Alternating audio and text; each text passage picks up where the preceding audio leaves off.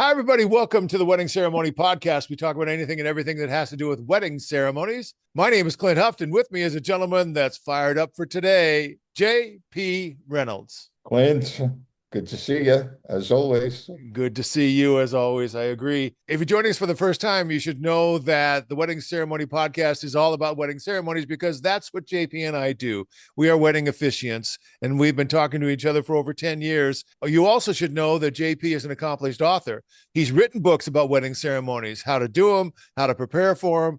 And those books are in the Amazon store and in the Kindle store in Amazon. Plus, he is a communications expert. Thebusinessofconfidence.com is that website. His wedding website is jprweddings.com. My website is just my name, Clint Huff, CLINTHUFFT.com for all of the things that I do. JP, the last time we chatted, you proposed. That's interesting that I would use that word. That's kind of funny. Yeah. You suggested we talk about things that we've noticed have changed over, well, I guess the last 12 months, maybe 24 months. And I thought that was pretty cool. Do you have something top of mind? Well, I had proposed it because, it's January, it's the new year, and everybody looks back on the last 12 months and they're doing retrospectives and what were the trends and all that sort of thing. And it is true that you and I have been doing what we have been doing for more years than I will allow you to admit to in public. All right. Let me emphasize that. I think last year, more than ever before, I was aware people's approach and attitude towards ceremony has shifted from, I think, when you and I were entering into this arena. The shifts, I think, are subtle, but I was curious, well, is this my imagination or have you noticed anything? And that's why I had proposed this topic. Well, when you say their attitudes toward the ceremony, Yeah. that can go a couple of different ways. Are they more casual about it or are they more specific about it? More specific. For instance, way back when, wouldn't it have been your experience that almost every ceremony had a reading? Yeah, pretty much. And it was done by the grandmother or the mother or whoever. And usually it was the lost soul who didn't make the wedding party. And they needed to be placated for some reason. And it's they just throw them a poem. And I find now, and I'm certainly not complaining about this, but I find more couples are saying, oh yeah, we don't need a reading. That now is just fallen by the wayside. You know what And I I would like say, about that? I like that they're moving away from obligatory. Like it yeah, has to have this or it has to have that. I like that. right. I find that couples is like, we're here to do our vows. That's what we want to do. I'm happy with these changes. All right. I think a minimalist and a purist when it comes to ceremony. All right.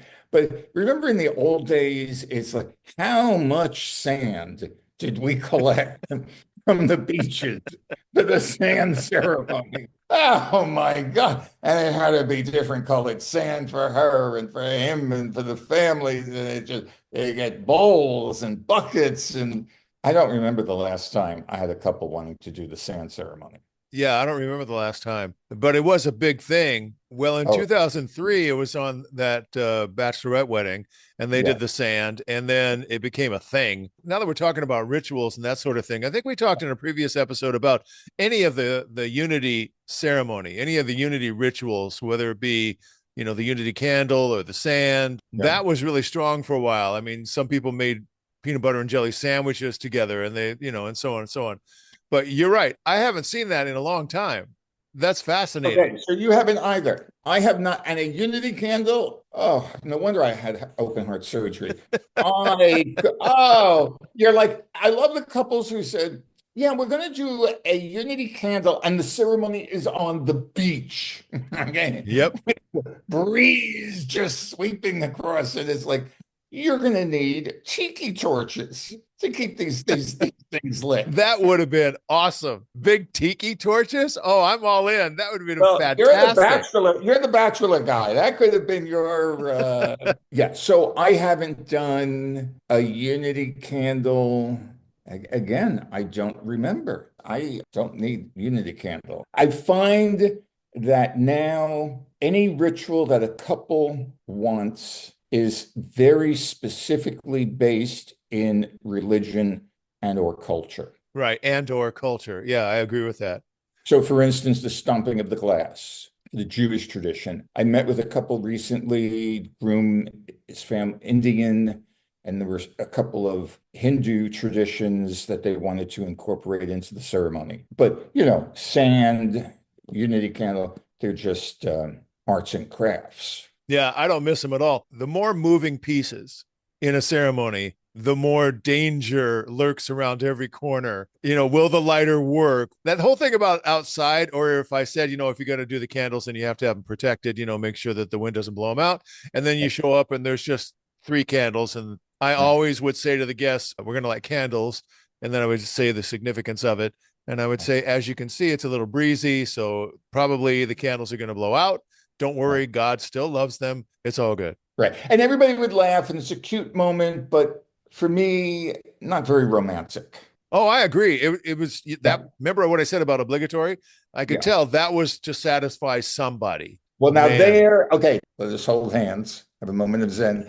There is an item in ceremony planning that still remains present. The person lurking to the side of the Zoom conversation who has made it clear to the couple what they must have in order to please dead grandparents, ancient ancestors, and a long lingering faith of whatever kind. I had that recently with a couple, and I thought, could you just have whoever is standing in the corner of the room just come and join us in the conversation and state what is it that they want now here? Because I don't quite understand what you're saying. But yeah. I've done some interviews on some other podcasts, and they brought up the idea of honoring a heritage or a cultural ritual or religious something or other. And I said, well, I like to have the couple identify the person they're doing it for. Grandma, somebody, I don't know, an aunt, mom, whatever. In my opinion, the couple needs to go right up to that person face to face and say, I know that the whatever ritual it is really important to you. How should we do it? Because as you know, there's a lot of different ways to do every single ritual. Even something as simple as stepping on the glass has a bunch of nuances you can throw in there. And I always say, go to the source, find out what they want, do it exactly the way they want it so you don't have any grief afterwards. I think that's a preeminently sensible strategy. Preeminently sensible doesn't always go together with wedding ceremonies, does it, JP? No, Clint, it doesn't. It doesn't. It doesn't. It doesn't.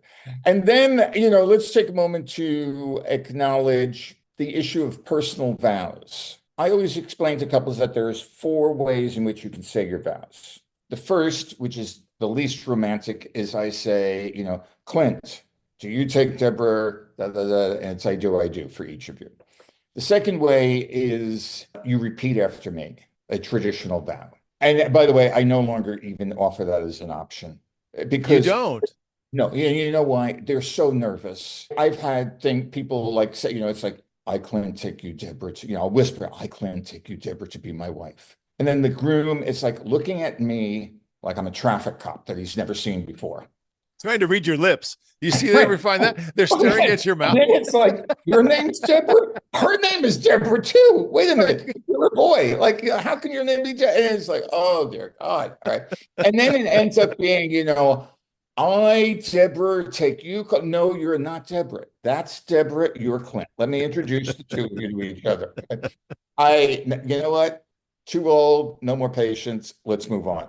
Third way, as you know, there are different versions of the traditional vow based on denomination. So I have a PDF of like 8 versions of the traditional vow. Give it to a couple, say you pick your version, and I will print it on a card stock. I simply hand them the card. I hold the microphone. They go at their own pace as they say the traditional vow to each other. Oh, so they read them? Yes. Yeah. Oh, how about that? Okay. Yeah, because it's basically, I mean, if they write their own vow, they're going to be reading their own sentiment. So why don't I just put this traditional vow on a card and read it to each other? Because you can go at your own pace. That's fascinating. I never even thought of that. And I will say it works wonderfully. Great. I just let them pick whatever version they want. I'll type it up, I'll print it on, put it on a card stock, like an index card, just hand it to them. And then depending upon, their emotional state of being or whatever, there's no pressure of trying to keep up with repeating after me. Wow. I'm going to offer that from now on. Thanks, Yeah, JP. I will. Well, you will find it works because Now, it leaves a lot of the pressure. no, I agree with that. That sounds great. But it just occurred to me that you wouldn't do that and the personal vows. Okay, so what I do with the personal vows is what I noticed with the personal vows. I like when people want to say personal words to each other. I mean, that is the reason why we're there. But I found that people said, "Oh, we're going to do our own vows," and then more and more I would listen, and I would think, these are words I could say to Clint. I Oh, mean, that's lovely. I feel a bond with you as well, JP. I thank you. That's just Thank you. lovely. Because it's like genuinely lovely, but it's like call me a traditionalist. I'm waiting to hear the word wife. I'm waiting to hear the word husband. I'm waiting to hear the word marriage or and I think they get so caught up in the love, which is what it's all about, but they forget there is a certain formality to what's being said here. They're taking their relationship to the next level. And so what I found was you say what you want to say, how you want to say it. I concluded by saying you've spoken from your hearts, and now with a nod to tradition, I have but one question to ask. Clint, do you take Deborah to be your wife, promising to be true to her? And then it's I do, I do. It's then that I do kind of puts the stamp on those personal words. And it doesn't matter what they're saying in the personal words. It can be silly, it can be sweet, it can be whatever, because we know we've got coming up I do, I do. The traditional Christian hymnals, the songbooks that are in the churches and stuff, if you look in the back of those, they have all of the ceremonies, baptisms, and also weddings. Traditionally, they keep the I do question until the very end of the ceremony, which Mhm. is interesting to me because I always put it more towards the beginning. I think of a wedding ceremony as a three-act play, that the Mhm. first act is all about love and why we're here and how much they love each other and blah, blah, blah. And then the middle part are the commitments of the I do and the vows and the rings. And then the last part would be whatever you think your marriage is going to be. So I'm thinking that we might as well just establish that you do want to marry this person right off the bat. Let's get that out of the way so we all know that we're really doing it. Then we go into what you say to each other. It's fascinating. I like what you're saying. I always tell them if you're going to write personal vows, well, the most important thing is less than 500 words. To me, that's the most important thing. Because if it's longer than that, then write letters and share them with each other. And so, you know what? Some couples have grasped onto that and they will do a first look before the ceremony and they will read their love letters to each other, which Right. is in lieu of personal vows included in the actual ceremony, which I support 100%. The one thing I always say to them is that you don't have to give a history lesson at all. No, no, no. You're looking, this is just between the two of you, and you explain why I want to marry you right now because of this or this, and you make me feel this and whatever. If they don't put in any husband and wife or whatever, in my thinking, we already took care of that. I Mhm. do like the way you button it. I like the way you kind of cap it with, and you always have your little turn of phrase, yeah, with a nod to tradition. I have a Yes. question to ask you. Yeah. Which, by the way, I do that exact same thing before the I do. I'll pause for a second and say, well, we've reached that point, and I look at one of them and I say, I've got to ask you a question. Are you ready? It Right. brings the focus back in because sometimes they can get a little spacey, but it also brings the guest back in. Like, oh Yeah. yeah, here we go. This is the money shot. Exactly. That's a change that I have made in that when they say they want to do personal vows, I say great. And then I also add what I typically would do is then ask that question just to seal it. Very, very seldom would somebody say, no, no, no, we just want the personal. I mean, everybody kind of feels relieved because now they don't have to worry. Oh, wait a minute, what is it that I'm writing? What do I have to say or not say or whatever? It gives them freedom just to be themselves. Well, when you do the rings, do you do a repeat after me? The ring? Yeah.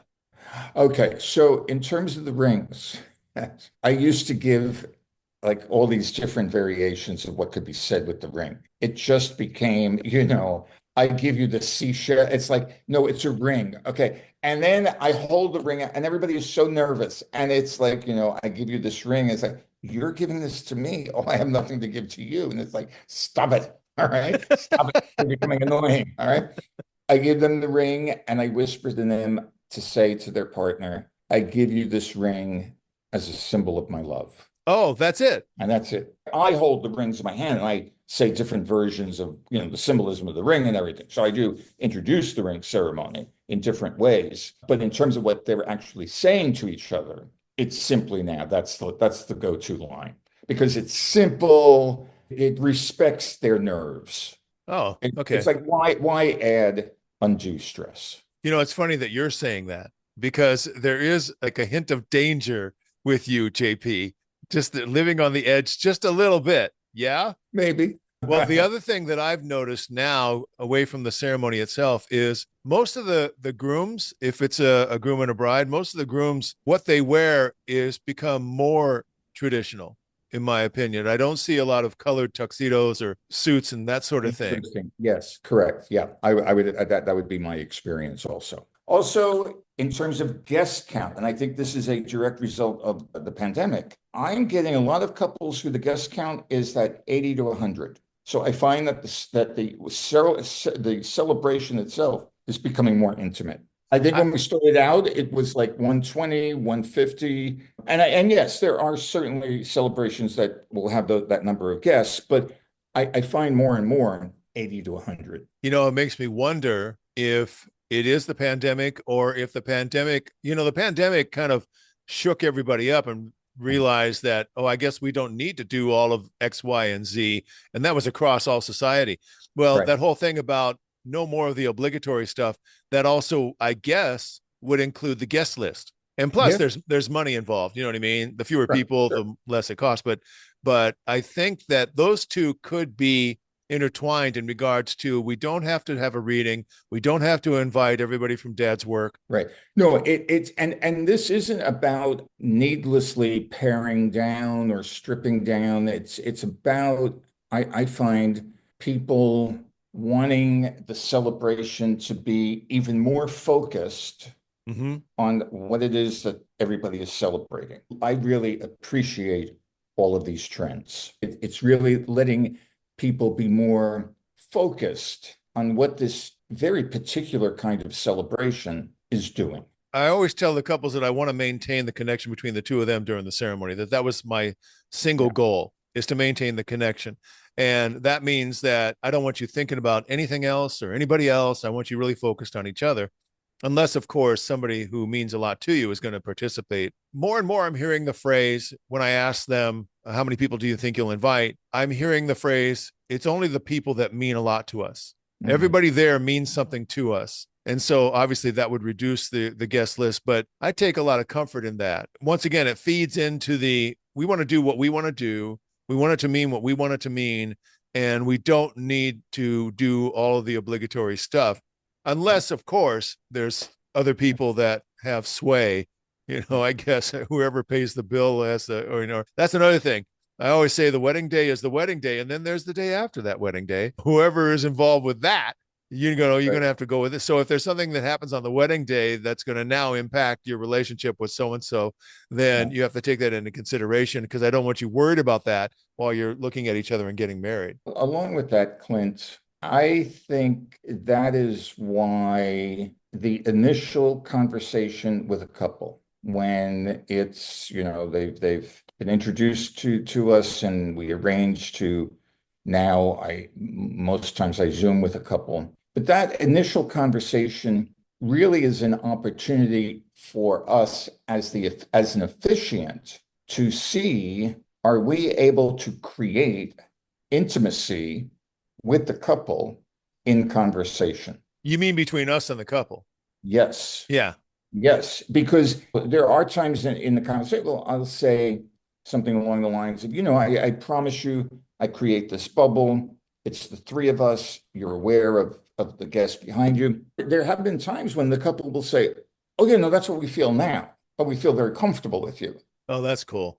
And that really is, for anybody listening who is going to officiate a ceremony, that really is the number one thing. To comfortableness is the premier sign of trust. And that's what that is what we must be about, is creating a deep-seated level of comfortableness. If they are not comfortable with us, then there's no point in engaging us.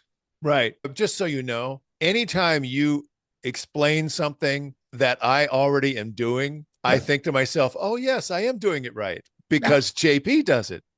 And you use the word bubble. I've been using the word bubble for as long as I've been doing this to say to the couple, I always think that you're in my bubble. And it says so much. That one word says so much to the couple about how they're going to be taken care of and all that stuff. Yeah, anybody who is planning on doing a wedding ceremony, if you use the word bubble and you really think of it that way in terms of protecting the couple, Right. that goes a long way. Right. No, that is, it's a scientific term, Is bubble. Yeah. it? Well, it sounds romantic. No, this is something that we are creating a bubble. All You're right. you're in my sphere. You are in, absolutely. No, it's essential. And that is the purpose of that preliminary meeting, to explore, how would I create the bubble? What kind of a bubble do I need to create? How laser thick do the walls of that bubble need to be? When you are attuned to the conversation, instinctively, we're a match or we're not a match.